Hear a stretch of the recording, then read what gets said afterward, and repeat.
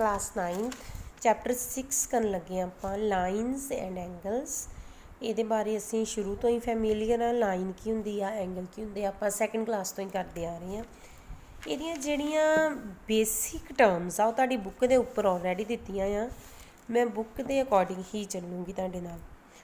ਕਹਿੰਦਾ ਇਹ line with 2 and points, ਉਹਨੂੰ ਕੀ ਬੋਲਦੇ ਆ? Line segment. ਆ ਲਾਈਨ ਆ, ਇਹਨੂੰ ਬੋਲਦੇ ਆ ਲਾਈਨ। ठीक है, ये की आ लाइन, जिधर मर्जी बता लो लाइन है ना। अगर ये दो एंड पॉइंट हो गए ए ते बी, इत्थों शुरू होया इत्थे खत्म होया, इनू आपां बोलांगे बेटा लाइन, की बोलांगे सैगमेंट। इनू की बोलांगे आ सारी लाइन आ, जिथे ये पॉइंट खत्म हो गए ये की होगी line segment. And A part of the line with 1 and point, उन्होंने की बोलांगी रे। हाँ देखो दिस वन, जिदा एक ही एंड पॉइंट हो, ये एक ही एंड पॉइंट है, इनू की बोलते हैं रे। की बोलते हैं? रे। की कह रहे हैं? कहता मान लो अपने को लाइन सैगमेंट आ, जिदे 2 एंड पॉइंट आ। लाइन सैगमेंट ਨੂੰ ਆਪਾਂ ए बी ਦੇ ਉੱਪਰ ਲਾਈਨ ਡਿਨੋਟ ਕਰਾਂਗੇ, ਸਿੰਪਲ ਲਾਈਨ ਨੂੰ ਆਪਾਂ ए बी ਬੋਲਾਂਗੇ। ਠੀਕ ਆ, ਅੱਗੇ ਆ ਗਿਆ ਆਪਣੇ ਕੋਲ ਦਿਸ ਵਨ। ਕਹਿੰਦਾ if 3 or more points lie on the same line, ਉਹਨੂੰ ਕੀ ਬੋਲਾਂਗੇ? Collinear points. ਵੇਖੋ ਮੰਨ ਲਓ ਆਪ ਲਾਈਨ ਆ, A point, B point, C point, D point, एक ही लाइन के उत्ते लाई करते पे आ। जदों अपने कोल पॉइंट्स एक ही लाइन के उत्ते लाई करन, 3 या 3 तो ज़्यादा, उन्होंने बोलांगे कोलीनियर पॉइंट्स। की बोलांगे? कोलीनियर। जदों मैं कहां आ लाइन आ, एक पॉइंट ए इत्थे आ, बी इत्थे आ, सी इत्थे आ, डी इत्थे आ, एक लाइन के उत्ते सारे पॉइंट नहीं लाई करते पे, इन्हों की बोलांगे आपां non collinear points, non collinear points.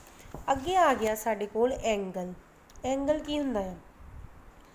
Angle हुंदा है कहंदा जदों दो रेस सेम एंड पॉइंट दे उत्ते मीट, एक रे आ होगी दूजी दे आ होगी, सेम एंड पॉइंट ते जाके मीट कर जान, इनू की बोलांगे आपां एंगल।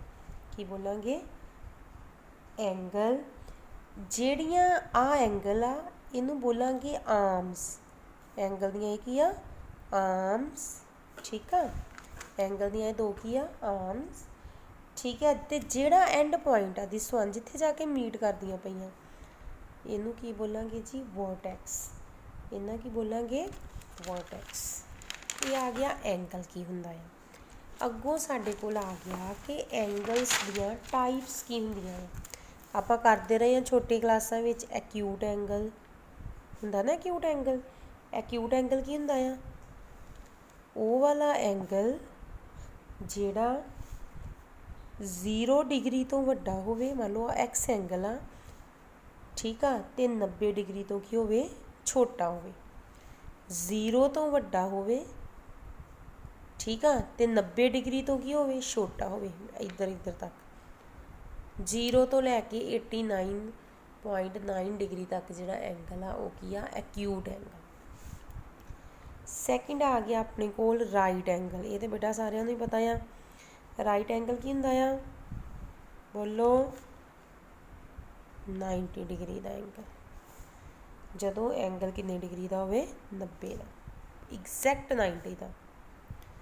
ਅੱਗੇ आ गया ऑब्ट्यूज एंगल। ऑब्ट्यूज एंगल की ਹੁੰਦਾ ਆ? बोलो जी, ऑब्ट्यूज एंगल की ਹੁੰਦਾ ਆ बेटा? 90 ਤੋਂ ਵੱਡਾ ਹੋਵੇ ਤੇ 180 ਤੋਂ ਛੋਟਾ ਹੋਵੇ। 90 ਇੱਥੇ ਆਉਂਦਾ ਨਾ, ਵੇਖੋ 90 ਤੋਂ ਵੱਡਾ ਹੋਵੇ ਤੇ ਇੱਥੇ 180 ਆ, 180 ਤੋਂ ਛੋਟਾ ਹੋਵੇ, ਇਹਨੂੰ ਕੀ ਬੋਲਦੇ ਆ? Obtuse angle. ਅੱਗੇ ਆ ਗਿਆ ਮੇਰੇ ਕੋਲ स्ट्रेट एंगल। स्ट्रेट एंगल कितने डिग्री का ਹੁੰਦਾ ਆ? दिस वन कितने डिग्री का? एंगल एक्स 180 डिग्री का ਉਹਨੂੰ ਕੀ ਬੋਲਾਂਗੇ ਜਿਹੜਾ ਐਂਗਲ 180 डिग्री एंगल बिल्कुल सीधा ਹੁੰਦਾ है। ਅੱਗੇ ਆ ਗਿਆ ਆਪਣੇ ਕੋਲ ਰਿਫਲੈਕਸ ਐਂਗਲ। ਇਹ ਤੁਹਾਡੇ ਵਾਸਤੇ ਨਵੀਂ ਚੀਜ਼ ਹੈ 9th ਕਲਾਸ। ਰਿਫਲੈਕਸ ਐਂਗਲ ਵੇਖੋ ਆ ਐਂਗਲ ਠੀਕ ਆ। ਮੰਨ ਲਓ x 180 ਤੋਂ ਵੱਡਾ ਹੋਵੇ ਤੇ 360 ਤੋਂ ਕੀ ਹੋਵੇ ਛੋਟਾ ਹੋਵੇ। ਆ angle this is not reflex.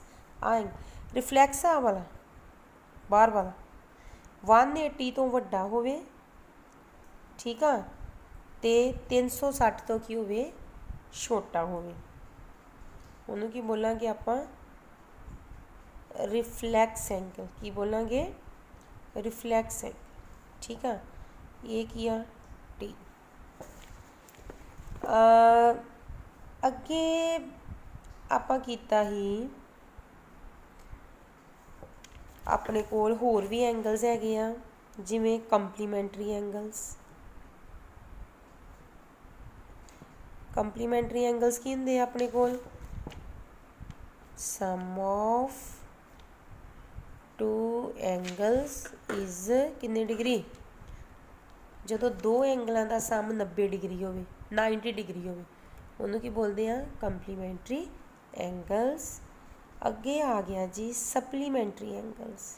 ਅੱਗੇ ਕੀ ਆ ਗਿਆ ਸਪਲੀਮੈਂਟਰੀ ਐਂਗਲਸ। ਸਪਲੀਮੈਂਟਰੀ ਐਂਗਲਸ ਕੀ ਹੁੰਦੇ ਆ ਉਹ ਐਂਗਲ ਸਮ ਆਫ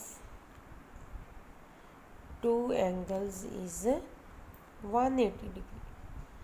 ਦੋ ਐਂਗਲਸ ਦਾ ਸਮ ਜਦੋਂ 180 ਡਿਗਰੀ ਹੋ ਜੇ ਤੇ ਉਹਨੂੰ ਆਪਾਂ ਕੀ ਬੋਲਾਂਗੇ ਬੇਟਾ ਸਪਲੀਮੈਂਟਰੀ ਐਂਗਲਸ ਠੀਕ ਆ। ਅੱਗੇ ਆ ਗਏ ਸਾਡੇ ਕੋਲ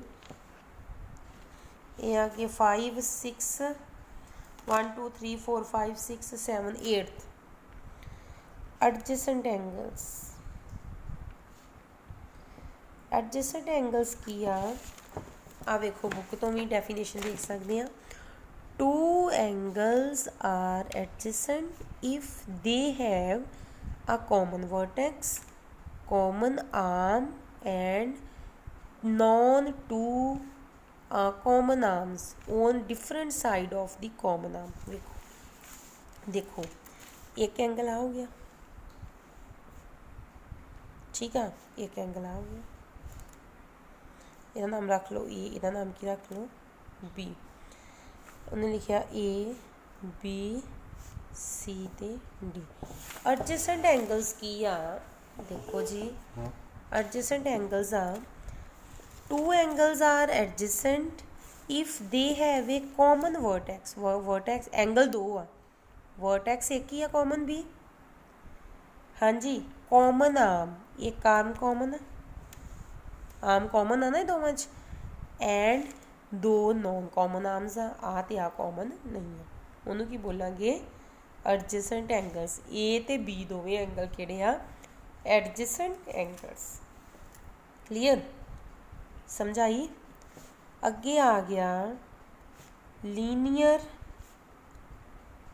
pair of angles. Linear pair of angles ਕੀ ਆ ਮੰਨ ਲਓ ਆ ਦੋ ਐਡਜੈਸੈਂਟ ਐਂਗਲਸ ਠੀਕ ਆ। ਇਹਨਾਂ ਦੋਨਾਂ ਐਂਗਲਸ ਦਾ ਸਮ ਕਿੰਨੇ ਡਿਗਰੀ ਦਾ ਹੋਵੇ 180 ਡਿਗਰੀ ਦਾ। ਜੇਕਰ ਇਹਨਾਂ ਦੋਵਾਂ ਐਂਗਲਸ ਦਾ ਸਮ ਕਿੰਨਾ ਹੋਵੇ 180 ਡਿਗਰੀ ਤੇ ਇਹ ਕੀ ਬਣਾਉਂਦੇ ਆ ਲੀਨੀਅਰ ਪੇਅਰ। ਜਦੋਂ ਦੋ ਐਂਗਲ ਇੱਕ ਸਟ੍ਰੇਟ ਲਾਈਨ ਦੇ ਉੱਤੇ ਲਾਈ ਕਰਦੇ ਆ ਇਹਨੂੰ ਕੀ ਬੋਲਾਂਗੇ ਲੀਨੀਅਰ ਪੇਅਰ ਆਫ ਐਂਗਲਸ। ਕੀ ਬੋਲਾਂਗੇ ਲੀਨੀਅਰ ਪੇਅਰ ਆਫ ਐਂਗਲਸ। ਅਗਲਾ ਆ ਗਿਆ ਵਰਟੀਕਲੀ ਓਪੋਜ਼ਿਟ ਐਂਗਲਸ।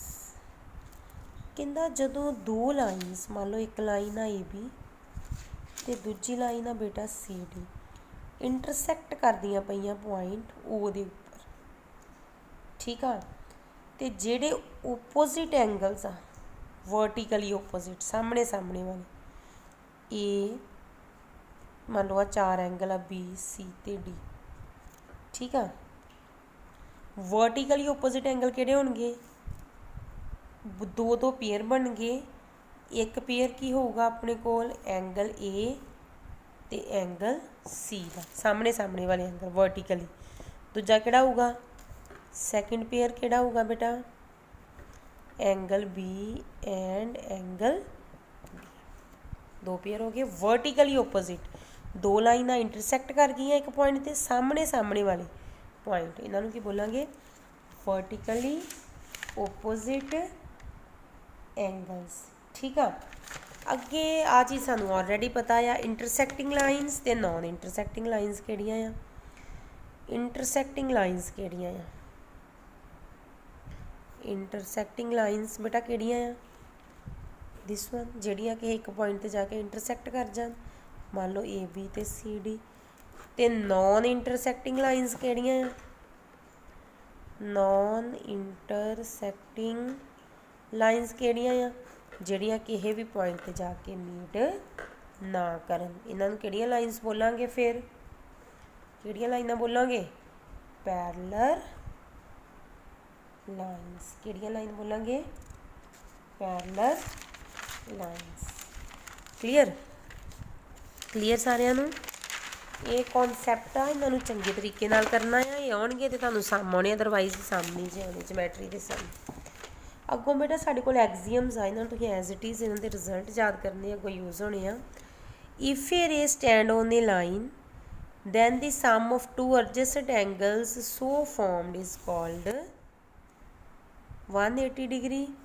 कहता पहला पिछे भी कर चुकी हाँ, सम ऑफ टू एडजेसेंट एंगल जेकर 180 डिग्री का होवे तो उन्होंने की बोलते हैं लीनियर पेयर ऑफ एंगल्स। पहली एक्सियम की है 6.1 की कहती है, कहता जेकर एक रे स्टैंड करती है लाइन के उत्ते ते जेड़े दो एडजेसेंट एंगल्स बनते पे आ, ठीक है, then the sum of two adjacent angles कितने डिग्री, जेकर सीधी लाइन के उत्ते एक रे स्टैंड करती पई है, दैन ये भी कोई लाइन आ, ये उत्ते रे स्टैंड करती पई है एल, दैन इन्हां दोवां दा सम की होगा 180 डिग्री, लीनियर पेयर हो जाएंगे। ठीक है जी, अगे आ गई second, if the sum of two adjacent angles is 180 degree then the non-common arms of the angles form a line। कहता जेकर दो एडजेसेंट एंगल्स आ ए ते बी, इन्हां दोवां दा सम 180 डिग्री आ, दैन आ जिहड़ियां दो नॉन कॉमन आर्म्स आ ये की बनाउणगियां लाइन, ये की बनाउणगियां लाइन। अगे थ्योरम आ गई 6.1, if two lines intersect each other then vertically opposite angles equal होंगे। देखो कहता मान लो दो लाइनां इंटरसैक्ट कर गई, एंगल बनाते आ A B C D, vertically opposite angle बन गए। कहता वर्टिकली ओपोजिट एंगल इक्वल होंगे, वर्टिकली ओपोजिट एंगल केड़े आ, एक आ वाला vertically this one, A equal to C equal होगा, तो दूजा बी एंगल डी दे इक्वल होगा। जेकर if two lines intersect each other एक पॉइंट ते वर्टिकली ओपोजिट एंगल की होंगे सेम। ठीक है, क्लीयर। तो यदा कन्वर्स भी आ कि जेकर वर्टिकली ओपोजिट एंगल्स सेम आ दैन लाइनां की करदियां पईयां आ, इंटरसैक्ट करदियां पईयां। ठीक है जी, ये साडा ही बेस इन्हां दा जिहड़ा असीं करदे पए आ। This is the introduction, this is the introduction of the chapter of lines and angles। ਇਹਦਾ ਅੱਜ ਮੈਂ ਤੁਹਾਨੂੰ ਕੋਈ ਵੀ ਸਮ ਨਹੀਂ ਕਰਵਾ ਰਹੀ, ਇਹ ਸਿਰਫ ਤੁਹਾਡਾ ਜਿੰਨਾ ਹੀ ਹੋਮਵਰਕ ਆ ਕਿ ਜਿੰਨਾ ਮੈਂ ਤੁਹਾਨੂੰ ਕੰਮ ਕਰਵਾਇਆ ਆ ਅੱਜ ਉਹ ਤੁਸੀਂ ਚੰਗੇ ਤਰੀਕੇ ਨਾਲ ਇਹਨੂੰ ਇੱਕ ਵਾਰੀ ਰਿਵਾਈਜ਼ ਕਰਨਾ ਆ, ਲਿਖ ਕੇ ਦੇਖਣਾ ਆ, ਸਾਰੇ ਐਂਗਲਸ ਨੂੰ ਮਾਈਂਡ ਵਿੱਚ ਰੱਖਣਾ ਆ ਕਿਹੜਾ ਐਂਗਲ ਕੀ ਆ। ਇਹ ਇੰਟਰੋਡਕਸ਼ਨ ਚੰਗੇ ਤਰੀਕੇ ਨਾਲ ਆਊਗੀ, ਐਗਜ਼ੀਅਮਸ ਆਉਣਗੀਆਂ ਤੇ ਅੱਗੋਂ ਸਾਹਮਣੇ ਕਰਨਗੇ। ਠੀਕ ਆ, थैंक यू।